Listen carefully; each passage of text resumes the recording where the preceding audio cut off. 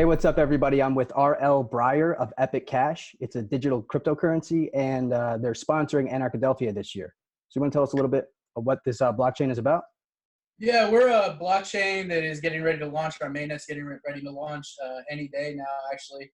And we're like a fair project, so we're not doing any pre-mining or any of the ICO kind of stuff that happened during the 2017 run. We're basically trying to carry the baton where we think Bitcoin kind of fell short. A lot of us have been in cryptocurrency on the team for quite a while, and the project is primarily privacy focused.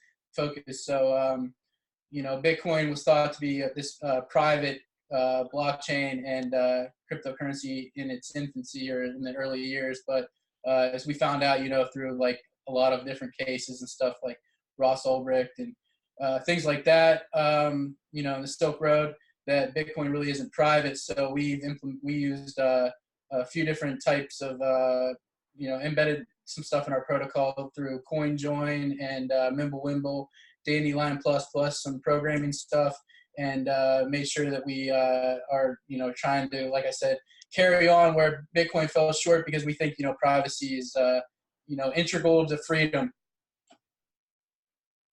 Nice. So how many coins are going to be in circulation? Is there going to be 21 million just like Bitcoin? Yeah, we're going to have 21 million finite supply. So we're going to start out at zero. Like I said, no pre-mine or anything like that. So no one will have an advantage going into this. And then in 2028, after it'll be 19 years of Bitcoin, we'll reach singularity with them. So at that point, we'll have the same supply as Bitcoin, and that's what we're calling our singularity with them, like I said. And we think that this is going to provide us with, we didn't want to, we view Bitcoin as still a really good project. We just think that, like privacy is as it should be, as American as apple pie, not to be cliche or anything, but and we're heading into an era now where almost our privacy just doesn't even exist. I wrote an article today, it's on our blog, epic.tech, about how, politically and technologically, there's like a dichotomy now between, complete centralization and decentralization. And everything seems to be moving towards centralization outside of blockchain. So even in blockchain, we have a lot of centralization. So I think that privacy and making sure the project stays decentralized is really important to us. And I think it provides utility that isn't there. Like in countries where we're seeing, a lot of governments today, as cryptocurrency becomes more popular, sort of get worried. Even in the United States, you see all these meetings and congressional meetings and everything, all the way up, finance committees and everything, worried about Bitcoin and the potential of Libra with Facebook and stuff. So I think this provides an alternative to places where like they're going to, try to stomp out this. I'm not saying the United States is, but if game theory doesn't take care of the country, countries that want to be repressive, we'll have people will have this alternative to still transact. Because I think once you squash out privacy, all the advantages obviously of blockchain sort of disappear. And it's important to me, and I think it's important to a lot of our team members, that we have free markets and freedom. So how do you plan to deal with the scaling issue if Epic Cash becomes mainstream? How is it going to withstand the throughput? Yeah, I think that our developers have gotten ahead of that with faster transactions and blocks and stuff. I don't think they'll be as full. So I'm not a developer, but I've read a lot of white papers. I read the Bitcoin white paper first in 2009, and I have a lot of confidence in this project. I wouldn't, have joined the team and put my name behind it if I didn't, because I value that, obviously, and I think we'll be able to handle that. We've learned a lot from the last decade of of data and other people's mistakes and successes as well. So we tried to take the best things from other projects and combine them into one, really. Very cool. I went to your website because I'm interested in mining. As a matter of fact, I just installed a new Monero node. It's just it's almost 75 gigs uploaded right now, and I wanted to play around with yours. I saw that it's only Windows and Linux based at the moment. I'm a Mac user, but yeah, I'm excited to see what happens. You know what I mean? So last time we talked, you said it was sort of like a hybrid verification process. There's like mining, and is there staking or something? Yeah, or we have 3 different mining algorithms. So the idea is to make sure that everyone is able to mine. Really, is part of the inclusivity of the project. So we want to make sure that no one's left behind. Today it's a good thing that Bitcoin's has been such a great success, but it sort of has become a place to just store value, and the medium of exchange aspect of it has kind of fallen by the wayside. So our goal is to be that medium of exchange, and through the inclusivity of mining and stuff, we feel like people all around the world are going to be able to mine this, regardless of how much. You don't have to have a really fancy mining setup in Greenland or Iceland or something like that. Mhm. So yeah, that's what I was going to ask you. yeah, the goal. If you were going to incentivize people to come in early because of CPU mining power, but is the difficulty going to increase over time? Like you said, 2028 it was. Yeah, exactly. So at some point you won't be able to use your laptop. You'll have to move to ASICs, or is that where you're kind of coming in with these other mining alternatives? I don't know. We'll have to see how that plays out. I'm not really sure about that. It's one of those things with technology I can't really say, because I was actually having a conversation the other day with my dad about Bitcoin, and trying to explain it to him a little bit further. And he asked me, when the last Bitcoin will be mined, and I was like, well, I don't think anybody in the world can tell you that. Mm-hmm. Mm-hmm. So I don't know about that, honestly. I think here in the beginning, at least, it's a good place to get in, and I think that we're going to try to keep it as fair as possible. That's cool. I'm excited. I'm excited to explore it and play around with it for sure. So why sponsor an Anarchy conference? Yeah, well, I was talking about privacy. A lot of the people who are team members in this view, I think, are sort of the anti leader sort of type. A lot of the members want to remain anonymous and sort of follow in Satoshi's vision of community and not one person in charge. There's a handful of us that haven't. We're out here talking about the project and stuff, but yeah, I think that's important actually to the success of it, is that it's not about one person or anything like that. For sure, man. Yeah. For sure. Yeah, you can follow up with that if you want. I feel like I don't know if I answered that completely. Good enough answer for me, man. Cool. Yeah, man. Can't wait to have you there. Really, really appreciate your Can support. I ask you a little bit about it? Sure. Anarchadelphia? Yeah, man. You want to tell everyone where it is and stuff? Yeah, Anarchadelphia it's in South Philadelphia, September 13th through 15th. We've also partnered with Blockchain Week and Philly Coinvention, and or Philly Blockchain Week, excuse me, and Coinvention. And we're going to be doing a free speech, mind, body, soul, and digital data collaboration free speech rally on Thursday.